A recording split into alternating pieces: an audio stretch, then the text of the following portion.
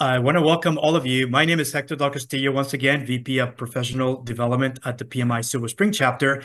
Today's discussion is going to be, we're going to have a special guest, Toni Smith, VP of Membership at the PMI Silver Spring chapter. She'll be sharing her story about what she did to prepare to get her PMP certification and what you can do yourself to prepare following the tips that she'll be going over. And so with that, I'd like to introduce you to Toni, and Toni will be discussing and taking away. Also wanted to share that we will have an audience Q&A at the end. So we'll be sure to type in your questions via the chat, or you can also raise your hand and I will call on you once we get into Q&A, and you can open up your webcam and your mic and ask the question if that's what you want to do. So be prepared to ask your questions. So with that, let me just briefly introduce you to Toni. And Toni, can you briefly just introduce yourself? Welcome, and thank you so much for this. Also, if you want to drive, you can share your screen and go over today's discussion. Okay. Hello, everyone. So I'll share my screen. Do we have the poll? Yes, I will launch the poll as well. So Oh, we'll okay. be launching a poll as well, and the poll is a simple one question. We want to know exactly where you are in your journey of preparing for the PMP exam. So let me get that started, and then we'll give you some time for you to actually be able to type in. You should be able to see the question. So we'll give you a few minutes to type in. So where are you in preparing for the PMP? Are you thinking about it? Are you starting the application process? Have you completed the application process? Are you already studying? And are you already working on preparing for the exam? So any of these choices, take a look. If there's anything else different than this, type it into the chat. We'd like to know where you are as we get started in today's discussion. And I see, Toni, I see that people are already starting to respond. So go ahead and let's take it away. Okay, great. So welcome, everyone. Again, my name is Toni Smith. I am the VP of Membership for PMI for the Silver Spring chapter. And so I am going to, this poll is oops, I didn't mean to do that, very helpful. So I'm going to drop it on my side so I can see most people completed process. Okay. Yeah, right now, the poll is still open, but right now it looks like many already have completed the application process.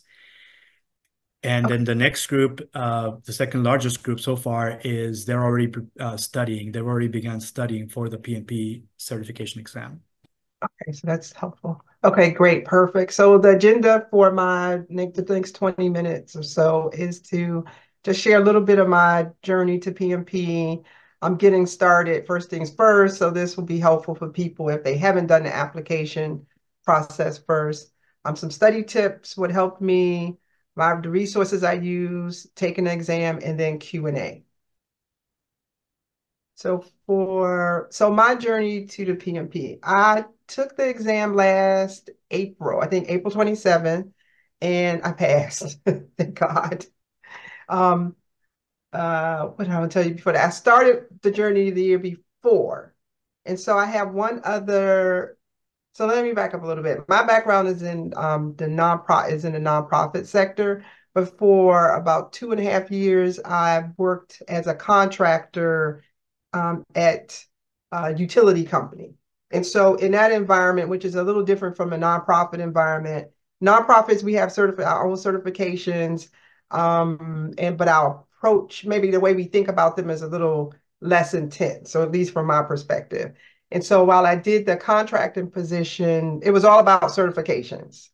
And because I was in change management, I had to get the ITEL certification. So once I did that, that was probably in 2021, I think. I was a little hooked. I was like, oh my God, who knew that I would enjoy studying and getting a certification would make me so happy, not just because it validated and helped me with my work, but because of apparently my personality type. I really found joy in doing it. So after that, I started thinking about other certifications that could be helpful in a bigger way. And so I have most of my friends, or a good number of them, have their PMP.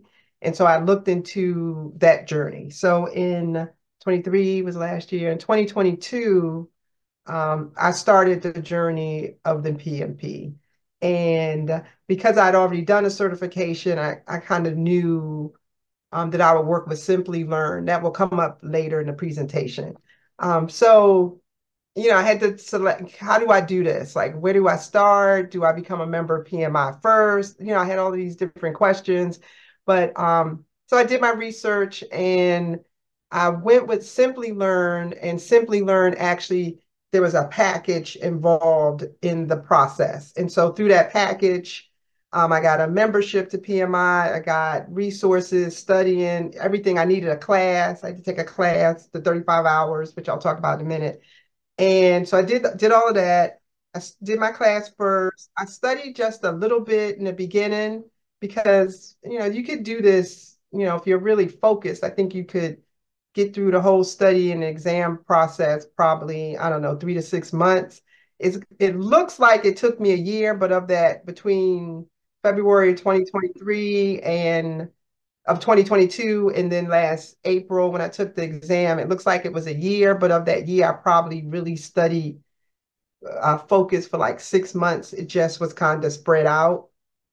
So I did that in 2023. It was really interesting to me, being from a profession that thinks differently. The nonprofit sector, the care and the C3s, we think differently. We're mostly focused on, taking care of people, and the way that the language, so I had to adjust my language, and it helped that I had the contracting position. Because a lot of times, you have the skill set probably for something, or the information, but the language may be different from industry to industry. And since the PMP is supposed to be broad, although from my perspective, I feel it's still related more to technology, I think it's more of that. I have found it to be really useful. So that was my journey. I'll mix it in with the rest of the presentation. Let's see, next is getting started. So if you have not started the process yet, the first thing you need to do is to confirm that you're eligible on PMI.org. And there are a couple of things that go with that. First, you need to have a 4-year degree, 36 months of experience leading a project within the last 8 years, or 35 hours of project management, and or the CAPM certification. You could also have a high school diploma, your high school diploma, 60 months of experience, or 35 hours of the CAPM certification. So that's one. You want to make sure you're eligible. You want to gather information, the application process. While I thought it was fairly straightforward, it's obviously helpful if you have everything you need before you start filling out the form. And so most of that is the projects you've led, where you've worked, your responsibilities, how long the projects were, any trainings that you completed, institutions, courses, and qualifying hours. So for me, my translation was, well, I had the 2.5 years at the utility company, but I also have run projects and programs. From my side is more programs, and I've done that for many, many, many years. So I had way more years and hours of running programs and projects than needed.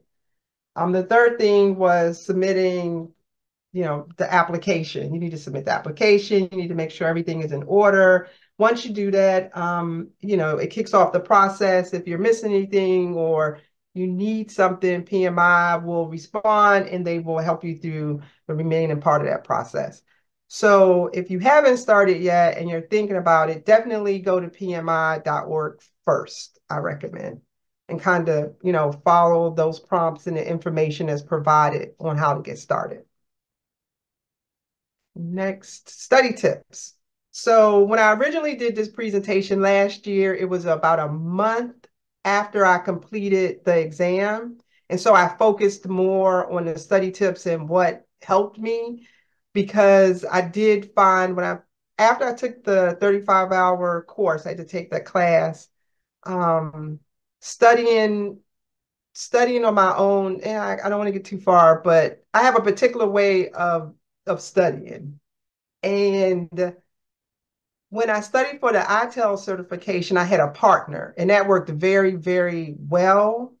But when I studied for the PMP, I did not have a partner, and I do not know how useful for me it would have been at that time because I kind of jumped around. So I started studying for a few months and I stopped, and then I questioned whether I was going to finish it because it is a lot of information. Like it is so much information. I really questioned how anyone could possibly think that one human could retain as much information as the PMP presents. And so I stopped and I questioned and I restarted. Then I kind of slowed down. And since I have friends who have the certification, most of them were really supportive.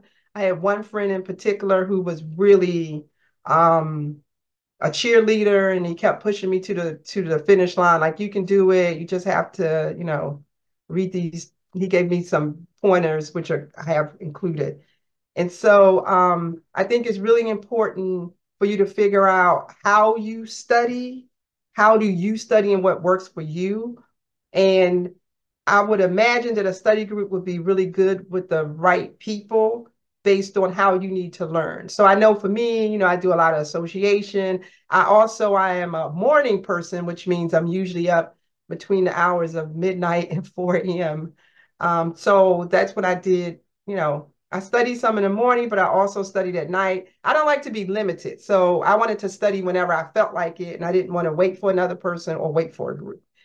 So that's one. And then I always only studied for an hour a day.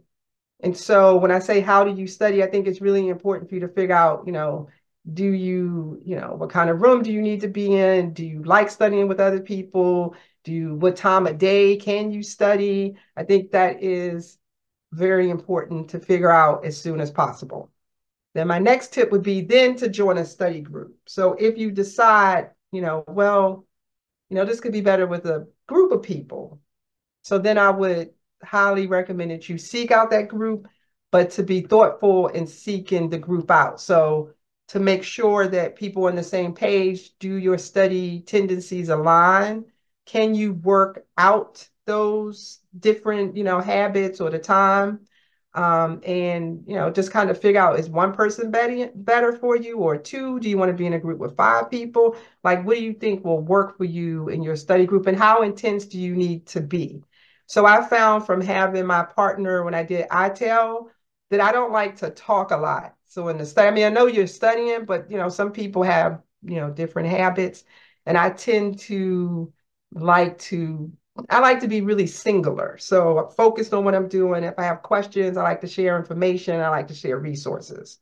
And so I think it's important for you to figure that out and to know that when you select what type of group you want to be a part of. Otherwise, it could be you'll spend too much time just being irritated, perhaps. So next, I would say the PMP is comprehensive. So all of this information that you're taking in, it builds on each other. Everything builds, is all related. It's all connected to each other. It's not like, you can say, well, I need to learn this part and, they're segregated. It's all comprehensive and it all builds. And so I found that to be, knowing that for me, most of these things are comprehensive, but understanding how comprehensive the PMP is was really helpful in how I studied and how I pursued it. Like many times the answer may be in a question. So doing my studying, so I sort out a lot of resources. I'm going to share that coming up. And I'm really into research, and I like to get a lot of information on, other people's experiences. So while I didn't join any study groups, I did seek out information. Like you could just put in PMP study groups or information, and people share their experiences, and they'll share resources and tips for what to look out for on the exam. What I found doing studying, especially as I got better at studying and knowing the material, is that a lot of times the answers were in the question. And if you know how to read the question, there are key words, depending on what section you're in, that will lead you right to the answer. So once I was able to really digest that and pay attention in a different type of way, that really helped. Next, the two would help for me was to learn the process chart and to know the knowledge areas. So the process groups, and I think PMI, because I did not use that book that was really the PMBOK, I did not favor the PMBOK in any form. And so I did flip through it, but it did not work for me. I felt like if I had only used the PMBOK, I would not have passed the exam. And so the other resources that I'll mention, particularly one was very, very good at detailing and giving a lot of background information for the process groups and the knowledge areas. And so I think if you master particularly the process groups, because that's the order of how things happen and when things happen, and it really will guide you to answering questions. Because if you know what state you're in, then you should know how to respond. And so I highly suggest spending lots of time learning the process groups in detail and then understanding the knowledge areas. Some, for me, the knowledge areas, some I was much better at than others. I was pretty good at all of them, but some of them I took to much more easily. But they're all connected. And this process, I think, pursuing the PMP had some overriding things that are pretty continuous. But so I highly recommend that you learn a process chart in detail. The planning, which is the second step, is a order. It's in order and it's always done in order. You need to be mindful of that and really learn these two things as deeply as possible. Next, be agile. So I know that PMI is pushing more agility into this whole process, and I would say be agile. Be agile even in your pursuit of how you study, what you're learning, how you're learning, different resources you use. Don't get stuck to a particular format. And if you have friends who've taken the exam, like most of my friends took the exam 10 years ago, 15, it's different. So I had one friend who had talked a lot about formulas. Well, there were like no formulas in my exam. And when I was studying, I'm actually really good. So I'm analytical and I'm a numbers person. I can remember formulas, but that was her thing. She was like, the formulas were issue, and she had this whole thing with how she wrote them down before she studied. So, if you're asking other people, about their experience, be mindful of the time and that in relations to how you learn. Because maybe if one person had an issue with formulas, maybe you don't. Don't overthink and don't add to. So when I took my class, the facilitator said these two things every single class session multiple times. And he said it because we are already working. Most of us are already working and we're in an environment and we may be doing project management work and we may not be doing it as PMI has prescribed it. So we probably already have our thoughts about it, especially if we're already in a system where we do things a particular type of way. But I found while studying and taking an exam that these two things were probably the most important, some of the top three advice. Don't overthink. When you see the question, take the question for exactly what it is and don't add anything to it. So if it says, what do you do? What would you do to get to the store without getting hit by a car? Don't start thinking about what color the car is or how big the street is or what type of store it is, what day or time of day. Only take the question for what it is. Do not add your own thoughts. Do not make up anything to go with it. So I think these two for me was really, really important because I could overthink easily. Next, the value of the project manager. So in this process, and we know that it's project management. We know that the exam is a project management certification we're seeking. But the project manager is the most important part of project management because there's so much that we have to manage and control and share that you as a project manager bring the value to the team. So everybody's valuable, of course, but you will be looked to in a certain way. People do look to you for guidance and for information and for communication and a lot of other things, and that your role as a PM is extremely important. That was important for me to really take in too, because in my nonprofit life, so I run an organization. So apparently my value is important, and probably the same as a project manager. It gave me a different perspective of value in my own work, but also the title and the work that comes under a project manager. So I wanted to make sure I pointed that out. Next are the resources I use. Let's see. So these are pretty much the 4 resources I use. Again, simplylearn.com. I use that because I had used it for my ITEL certification. There are many. I think we're going to hear from a resource today. There are many, and I'm sure most of them are probably equally as good. Like I said, I like Simply Learn. I'd used them previously, so I was familiar with their setup and how they document. So I used them to get the package. I bought my package from them, and the package through them contained my PMI membership, my test. It paid for the test payment, study materials, and resources, and my class. The most important resource I used was Rita McCulley's 10th edition, and she has an online system. I think she may have a new edition out now.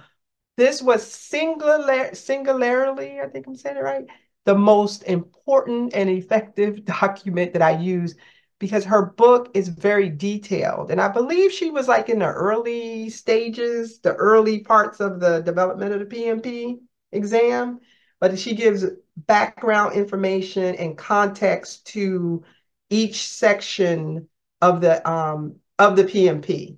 And so each of those the process groups, in the different areas, she gives a lot of detail and background and information. And her online system actually has games. So some people learn well using games. I'm one of those people. And so if I had not used her book, her resources, I don't know how it would have worked out. I think the Simply Learn materials were good, but her resources made everything clear and understandable. And then I used udemy.com. You can do different things. I did some agile practice tests there. And at the end, so the last 3 months, 4 months before I took the exam, I started using PMI Study Hall Essentials online in their system. I'm glad I used this. This is the order I basically went to, because I felt like the study hall brought everything together. Now you can start with the study hall, and if you start with the study hall, you could probably move a little faster. I didn't find the study hall to be really good with context and background. So, but with Rita and the study hall together was great. Like if I didn't do Rita, I can't say that enough. Nothing else would have been as clear, because she gives a lot of context in her documents. But the study hall essentials, PMI, I mean, it's PMI's exam. I felt like the exam was very similar to what I studied in the study hall. So the questions, the setup, everything, the cadence, how the whole thing worked was very similar to how it was presented in the study hall. So I was really happy. I was really happy that I took, obviously I used the study hall. Let's see, next, taking an exam. How do you know when you're ready to take the exam? So for me, I'm a little bit of a type A. And while most of my friends were like, it only matters that you pass the exam, that didn't matter to me. I wanted to exceed in every area. There are 3 areas. I wanted to exceed in every area. I really wanted to have like a perfect score. So I didn't get a perfect score, but I did exceed in every area. So I think it's important for you to, in deciding when you're ready. I studied until my brain literally said, You cannot study anymore. There's nothing else you can learn. There is nowhere else for you to go. You are now ready to take the exam. So I like to be sure because I'm like, I'm only taking this thing once. If I do not pass, I'm going to never take it again. So I wanted to be sure. And so I was. And so when I couldn't study any longer, my brain was like, this is it. Then I scheduled my exam last March and I took it in the end of April and I passed it. And so, I would say you need to figure this out for yourself. You're the kind of person that, yeah, I'm gonna go take it. And if I have to take it again, that's great. Or, you don't have you know, any issues with that. It's expensive, so I don't know how many times you want to take it. And it's long. It's a long exam. So I took the exam at 10 and I finished at 1:30. I did not take any breaks. So someone told me, or I read somewhere early on, to practice sitting for hours answering questions because it's just question after question after question. I took the exam here at home. I don't know. I guess people can still go in, but I took it at home. And so it's 180 questions and it's broken out into 60, 60, 60. So after you finish 60 questions, it stops. And you can decide to take a break or not. I did not take any breaks. I did the exam straight through because I'm like, I have got to finish this. Midway, so in my second 60, I pretty much knew I was going to pass. I knew I was like, oh, I got it. I'm going to pass it. So if you find a rhythm, I would say just keep going, but definitely practice sitting for hours answering questions because I'm sure most of us, that's not what we do on a regular, even if we're sitting doing work. It's very different with all of these, questions about different things that requires an answer, and they're tricky. So there may be, four answers and, you know, two of them are going to be really similar. It may be like one word that separates them, but there are other tricks that you can use for that. So typically, if you see a certain word in a sentence, and I cannot remember, I think that's in my notes somewhere, then you would know that you should choose one answer or the other. But definitely practicing for hours. And again, the layout is 180 questions, 60, 60, 60, with I think a 10-minute break. And you can decide if you want to go through, how you want to do that. Let's see next. Oh, so that's it. Next, now we're on Q&A. All right. Hey, thank you so much, Toni, Yeah. for sharing your story. I wanted to actually also, while we're here on Q&A, wanted to ask if you have any questions. You can either type them via the chat, or you can also just raise your hand. I will call on you, and you can open up your webcam and mic and ask your question to Toni.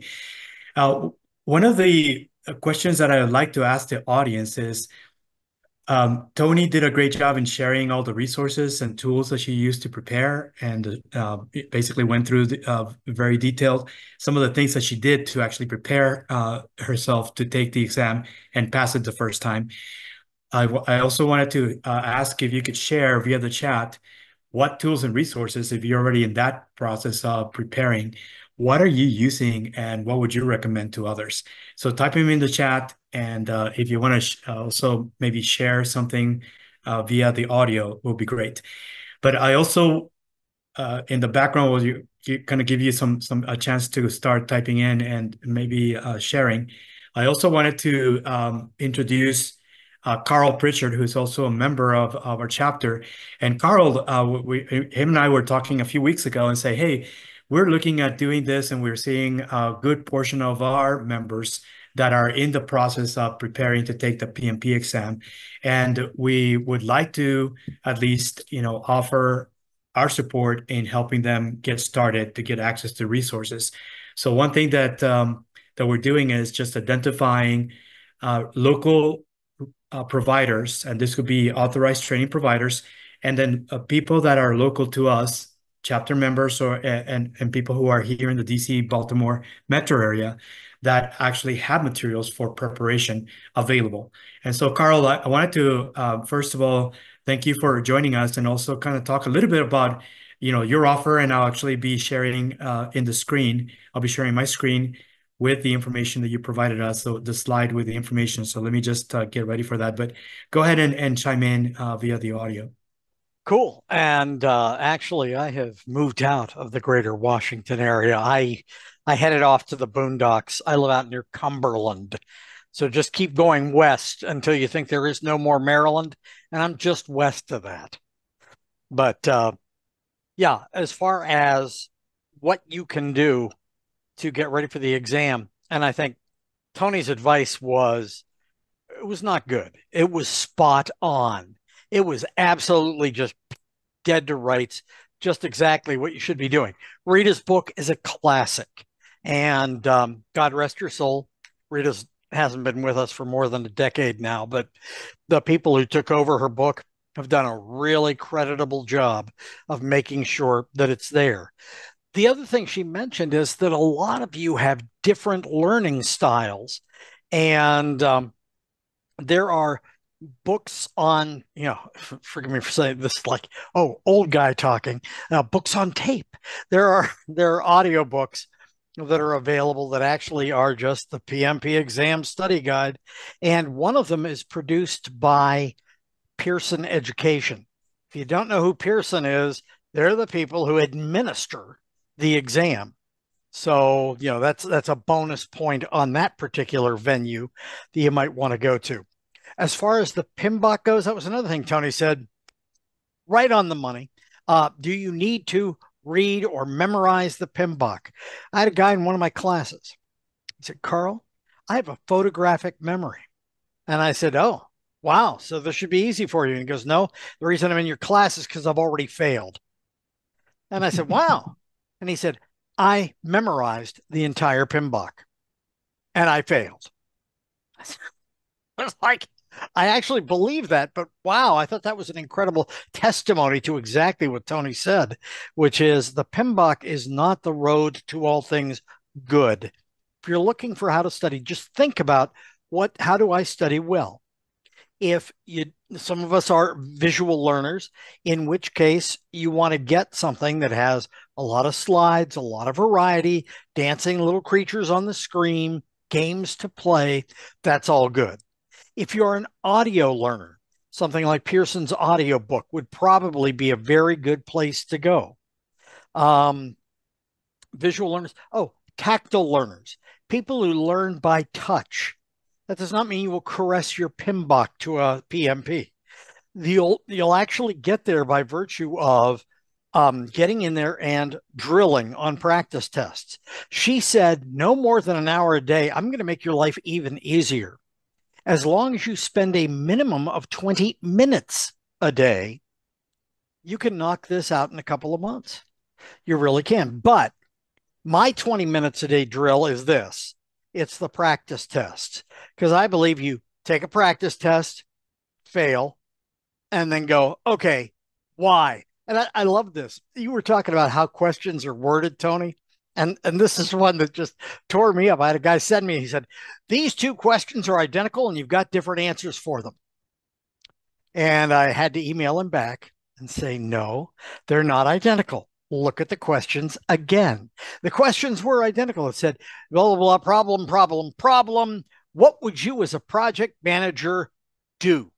That was question one. The next question, exact same problem. What would you as a project manager do next? That is not the same question. What would you do is looking at what's the ultimate outcome you are attempting to achieve. Whereas what would you do next is a nuance of, okay, am I in initiating, planning, executing, controlling, or closing? Where am I in the process chart? And what's the next step in the process? So it's those little nuances that people are like, I hate this exam. But you know what? Over 1 million people have passed this thing. 1 million. You've met some of these people. You have. You know who they are. You look over and you go, he got his PMP? Please. Yeah, we all have a little heartburn over that. But indeed, 1 million people have passed this before you. you can do this. It is totally passable. The thing is to map out, okay, how do I learn best? And for some of you, it's a matter of I'm going to work 5 or 6 days a week, put in 20 to 45 minutes a day, and just then tackle it in earnest. That's when I'm going to get that done. And that's the magic of how it gets done. Now, you'll notice too on the screen that Hector has up here, it says you can go ahead and try one of the sets of questions that I've got out there, and it's got the URL, which is just so easy. And I'm going to throw this in the chat if I can figure out where the devil I hid my chat. It's gone. Oh, there it is. Okay, great. Okay, I'm also, if you're like Carl, I definitely want to get a whole bunch of practice questions, and there's the URL for that. Just so you know, it's normally $80 and change, and for PMI Silver Spring, I created a ticket on Eventbrite that's $45, and you'll just go in, pay me, and then I will take care of making sure that you have your all your links, all your connections, an endless sea of practice tests that you can go in there and tackle till the cows come home. So you can beat the snot. And the reason I'm so adamant about that is because that's how I passed the exam. Oh, hey Carl, when did you pass the exam?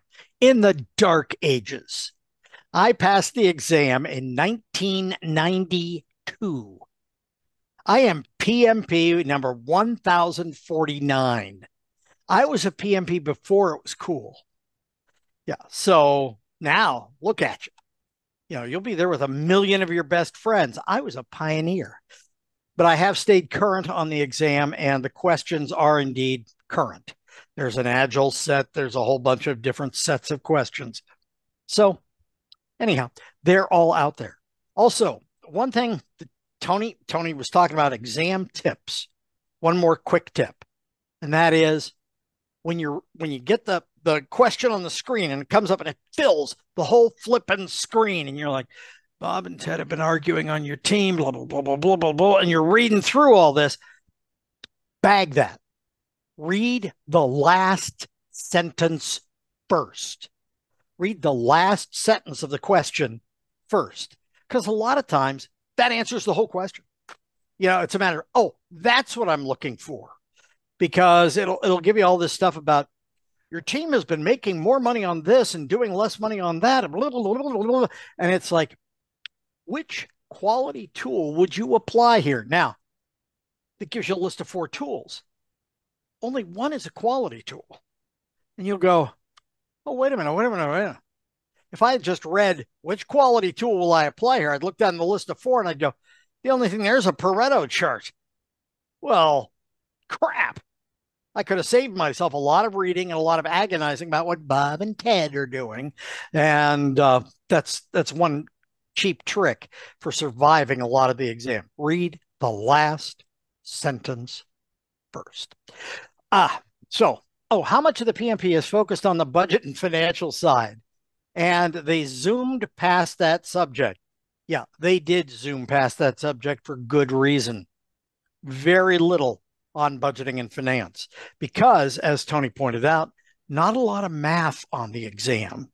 There used to be. Back in the dark ages, yeah, there were a host of math questions. Those are gone. Now you have ambiguous, what would you do next questions. So let's see here. There's a couple things and TIA has a great rep on prep tests. So I would immediately give them some credit for And that. Cole, there were a lot of like calculations. I wish I had my little notes. I didn't pull my note because there was a few things. What is it? The EOI. It was a particular, I don't remember them. That came up a lot for me. So I had to understand how to calculate. Like if I saw, they would just ask a question. So I didn't have to solve a problem as much as it asked the question in a way that if I did not know how to solve, If I did not know the calculation, then Yeah. I would not get it right. So you may not have to go, oh, like when you think of a math class, like Mhm. math, but you need to know how to get the answer Yeah, a because they good may only example of produce. that is present value. That's it, the Mhm. They value thing. they Yeah. do they do love their present value Yeah, questions. that came up a lot. Yeah. Yeah, and present value is simply the value to us today of future cash. And if you understand the basic principle that, okay, when you consider present value, I'd rather get a dollar today than a dollar a year from now. And the inverse is also true. I'd rather pay my vendor a year from now than pay her today. Uh, Mhm. okay, and that's the essence of present value. And a lot of times, if you just, as Toni was saying, if you just understand the essence of the math, the language of the math, as it were, that's that slaughters a lot of those questions. But in order to do that, if you can do the math, it makes those questions utterly brainless. It really does. That's great. Actually, thanks so much for that, Carl. And I wanted to kind of get back to the audience and kind of find out, do you have any questions? So you can raise your hand or type them into the chat. We've been getting some of the ones from the chat and answering them as we go. But I wanted to find out, are there any other questions from the audience? And of course, Carl, thank you so much for that offer. I myself, I want to share my story. When I prepared for my exam, I actually did a lot of research. I think preparation is key, knowing exactly what you're getting into ahead of time, even before you even consider submitting the application. I did my research, and I think within 30 days of me getting started, I was able to find a training provider. And for me, very much the same. I had a lot of background in managing projects already, not necessarily had the title of project manager, but I was doing leading technical teams and doing development work. And they keeping track of a lot of things that project managers do. Budget spent, reporting on an ongoing basis to the stakeholders, all those things I was doing already, and I had a lot of that work experience, just not the title of project management.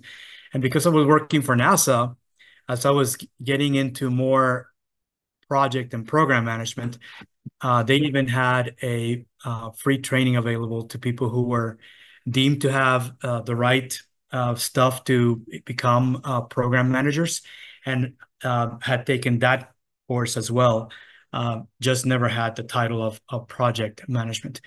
But when it came to time for me to prepare and kind of saying what's next for me, I thought getting a PMP was a good next step for me based on where I was going next. And I identified some training providers. I did a intensive course, 40 hours, which is 1 week, and the recommendations that came along with that. And I thought the secret sauce was to this was you got access to a database of online exam questions, and you can basically start taking mock exams online even before you even went into the class, and basically give you access for at least 6 months as part of the price that you would pay for that. And then they made recommendations saying you only begin the process of applying, because there was some time that would lapse if to actually sign up for the exam, that after your application was accepted and processed, then you had to designate a time and a date when you would take the PMP exam. And their recommendation was do it no later than 2 weeks after completion of the course. So I signed up. I started doing a lot of practice exam, and that's all I did. I showed up every day to the in-person training 1 week. And then I had already gone through and set up my date to take the exam within 7 to 10 days after that. And I was able to pass it the first time. But I think out of the everything that was golden, the main thing that we did, even in the class, after going over all the PMBOK theory, was to actually go over PMP certification exam questions. And this is exactly what Carl is giving us access to at a discounted rate. And I think it's very well worth it that if all you do is do that, very possibly, depending on your experience, that really is the majority of what you need. And then the main thing is, how do I do this? Because I have very limited time. I've got too many other things going on in my life. How do I make time to actually do this? Well, this is the idea of putting together a PMP study group. And the PMP study group, the benefits of that is, number one, you have other peers that have the same objective. You're all going to you all want to get your PMP certification as soon as possible, sometime this year.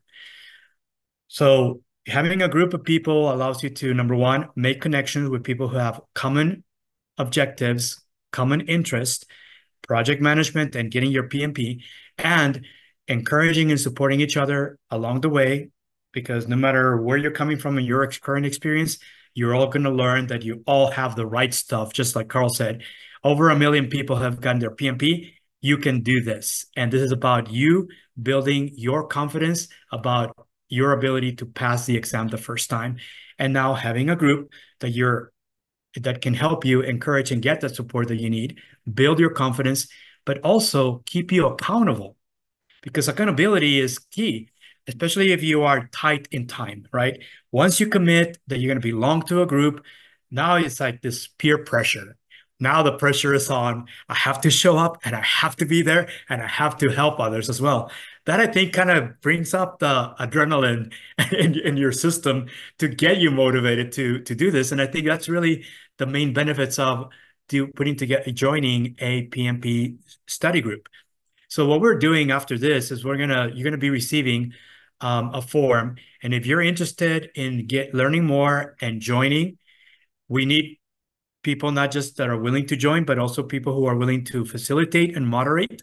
Even though you don't have a PMP, you do have a knowledge and work experience that is valuable, that you can repurpose for the purpose of just orchestrating and facilitating study group sessions where you're going to go over exam prep questions, maybe go over exactly, question by question, why is this the right answer when you get into those discussions, and just help each other doing that. It's basically a form of peer mentoring, because you all have the same common goal of getting your PMP exam.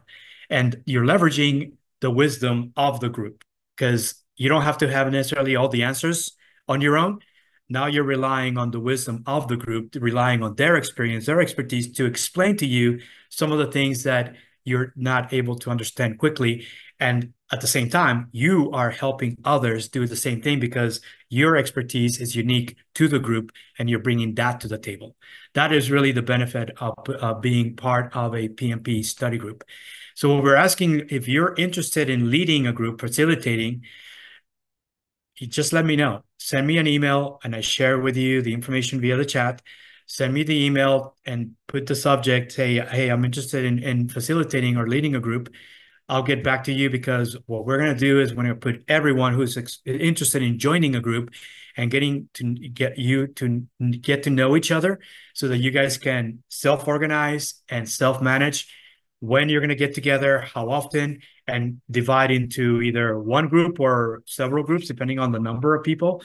And then just figuring out from there how many sessions, and from there help each other out along the way, all the way through taking the exam and then making sure that you're passing it.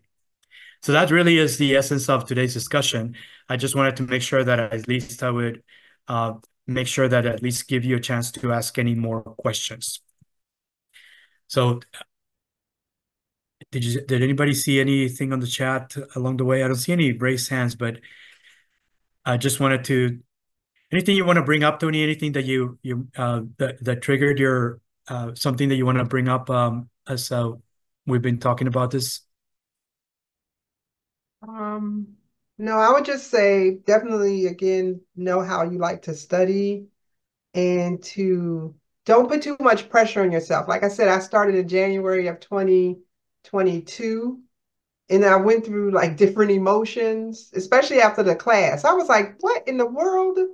And then I was like, and so I started studying for like a couple months. I'm like, yeah, way too much information, because you're working and doing other things too. And so I would put it down and I would pick it back up. And my friend, he was really good. He was the one who told me, about Rita McCulley because he had taken it and failed it, and he was like somebody told him, and it was a game changer.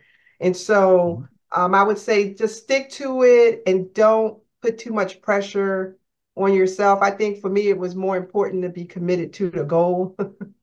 Like what day I was going to get there, who knew? But being committed to doing it. And then my friend put so much pressure on me, I just had to finish it, which was good. But, take your time and, make sure you're comfortable when you do it. It is such a commitment. I'm like, 3 hours? I'm like, man, and I didn't take any breaks. I went from 10 to 1:30. People are still taking the exam. I'm like, never again. I will never let that certification fall apart. So aside to that I don't think people talk about is, so after you get the exam, after you get certified, you have to maintain your certification, which is 20 PDUs per year because it's active for 3 years. Well, I got all of my PDUs in the first year. So since last April to this year, I've already exceeded. Well, is it really a benefit to exceed your PDUs? Probably not. Because once you exceed it, you're basically forced to what is it? Not recertify. I don't know what the word is, but basically recertify, which means pay money so that they extend you for the next 6 years because they're not going to let you go over the PDUs, but so many. I think just a couple. And so I'm really active with this whole thing, so I could have way more PDUs even now. I just didn't even claim some of them.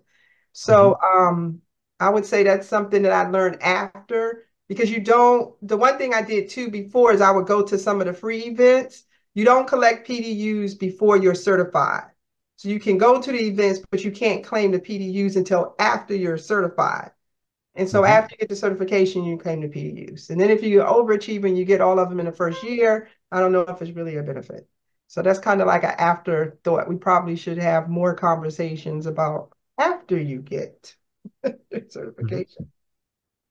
Yes, thanks so much for sharing that.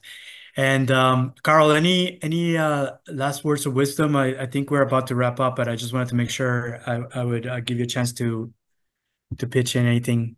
No, just any questions arise, anything you're like, oh, I should have asked that old guy this. Yeah, pop me an email. I am so easy, and I will get back to you within 24 hours, which Hector will attest to. And Yes. there you go. So that's where you find me. Perfect. Thank you so much for sharing that. And I just wanted to thank everyone for being here today. And thanks to Toni, thanks to Carl, and everyone for being here. If you're interested in joining a PMP study group, let me know. We're going to be following up after this with a link to the recording and also a link where you can view the entire slide deck of what we showed today. And you have everybody's contact information via the chat. And you also receive a copy of the chat when you're looking at the recording link as well. So thank you so much and have a great rest of your week. Have a great weekend ahead, and we'll hope to see you soon at follow-up or forming and launching PMP study groups. Thanks a lot. Take care. Thanks, everyone. Bye-bye. You know.